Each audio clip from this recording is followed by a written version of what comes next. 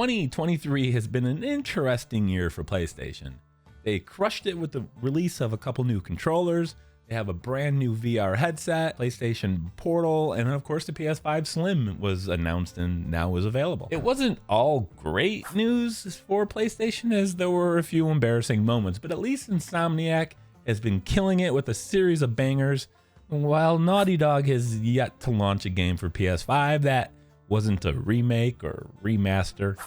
But what about the trophy hunting in 2023? What were the best PS5 games from the past year? Well, you're about to find out, along with so much more, as it's time for the annual Trophy Awards.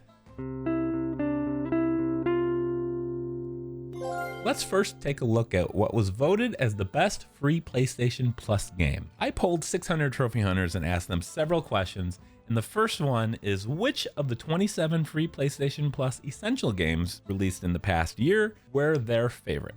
Now, in the battle of first-person shooters, Black Ops Cold War beat out Battlefield 2042. However, the Callisto Protocol beat out both of them. It amazes me how much trophy hunters hate multiplayer trophies. But the fun doesn't end with the Callisto Protocol, because even more popular than that was Sackboy: A Big Adventure. How can you not love Sackboy? Despite all that awesomeness, those aren't even the top 3 choices. The first shock to me was that Power Wash Simulator was the 3rd best free game of the year, and this is why I love you, trophy hunters. There were 2 runaway favorites. Taking the number 2 spot was Alan Wake Remastered, and then the best free PlayStation Plus game was Star Wars Jedi Fallen Order. I'm not at all surprised by that result, but how about the best PSVR2 games? Which games were the best? Well, this is easy. There were 3 games that stand out above all of them, only one of which is a true VR-only experience. However, in a surprising twist, all 3 of them were virtually tied in the voting, certainly within any possible margin of error. So, according to the people who hunt trophies virtually, Gran Turismo 7, Resident Evil Village, and Horizon Call of the Mountain all received top honors. Not surprising. I mean, these were free. Well, Horizon was shipped with the headset, and if you already owned Gran Turismo 7 or Resident Evil Village, you got the free upgrade to the VR modes. How about some indie love? There are so many great indie games out there. Most of them get overlooked, and if you're unsure about where to start, these are the ones the trophy community voted as their favorites. The 4th most popular was a casual game, Power Wash Simulator from FutureLab, once again getting some love. The 3rd best was the turn-based retro RPG, Sea of Stars from Sabotage Studio. Both this and the Power Wash Simulator will take you about 40 hours to platinum.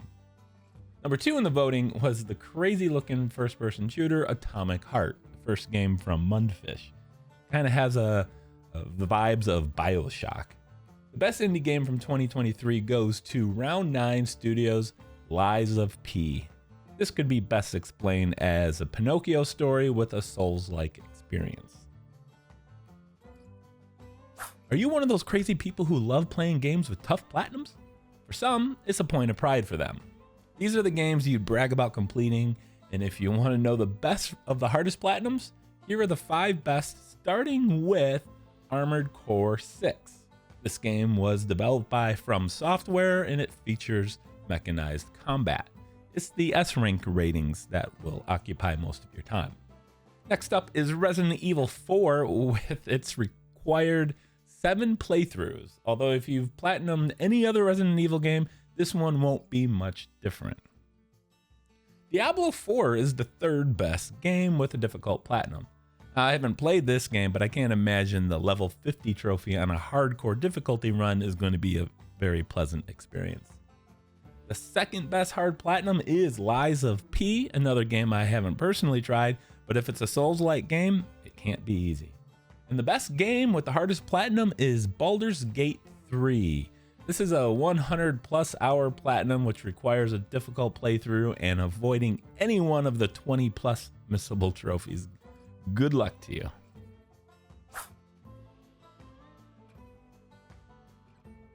There are no shortages of easy and quick platinums on this platform, but they are all mostly terrible games. But some of the biggest games this past year actually had a fairly easy platinum.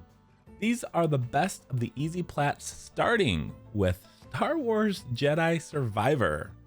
It's a great game that has a solid trophy list and is fun to complete.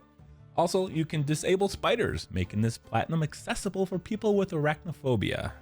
Now, the next best in easy plat is Hogwarts Legacy. I know I'm not alone in saying this, but I don't really particularly like Harry Potter. I'm probably too old for it. Never have enjoyed it, but I really loved Hogwarts Legacy. But good golly, they got carried away with the collectibles. Speaking of games with an overindulgence of collectibles, Ubisoft's Assassin's Creed Mirage is next on the list. Now, what makes this Assassin's Creed game different than the previous ones is that it's much smaller scale, which makes it easy to consume its 25-hour platinum, about 100 hours less than Valhalla. The easiest platinum is obviously Marvel's Spider-Man 2. Over 70% of the trophy hunters on PSN profiles have this platinum. All you have to do is complete everything, and since everything in this game is fun, it was the only choice for number one.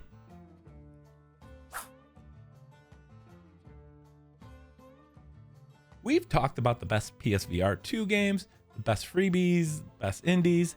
We also discussed the hardest and easiest platinums. But now it's time to just blow it all out and determine which games you love the most. These were the top 5 PS5 games overall, starting off with Hogwarts Legacy. It's hard to argue how amazing the castle was in this game. Every inch of it contained details that really brought it to life. Even if you aren't into the Potterverse, it's just simply a fun game to play with some of the best minigame puzzles to date. Number 4 is Resident Evil 4. The game itself is great, but the trophy hunt makes this even more fun because it forces you to do playthroughs such as using only pistols and knives or complete it without healing. Resident Evil 4 is beloved by the gaming community, but it's the trophy hunters who are having the most fun out of it. Number 3 is Baldur's Gate 3. This tough game has a very good trophy list, but the Punch Drunk trophy requires you to defeat enemies while drunk. How do you not love that? The second best PS5 game of 2023 is Alan Wake 2. I really enjoyed this game despite never having played the original. It's creepy with plenty of twists. I may still be trying to understand the crazy plot of Alan Wake 2, but one thing I fully understand is that the trophy community has spoken loud and proud and has decided that their favorite game of 2023 was Insomniac's Marvel's Spider-Man 2. It wasn't even close. Nor is it a surprise, as my community has long favored PlayStation games from first-party studios. The really easy platinum and the quality of the experience makes this the obvious choice. Hope you enjoyed the 2023 Trophy Awards. Thanks for your continued support, and I want to wish everyone a happy new year. Subscribe.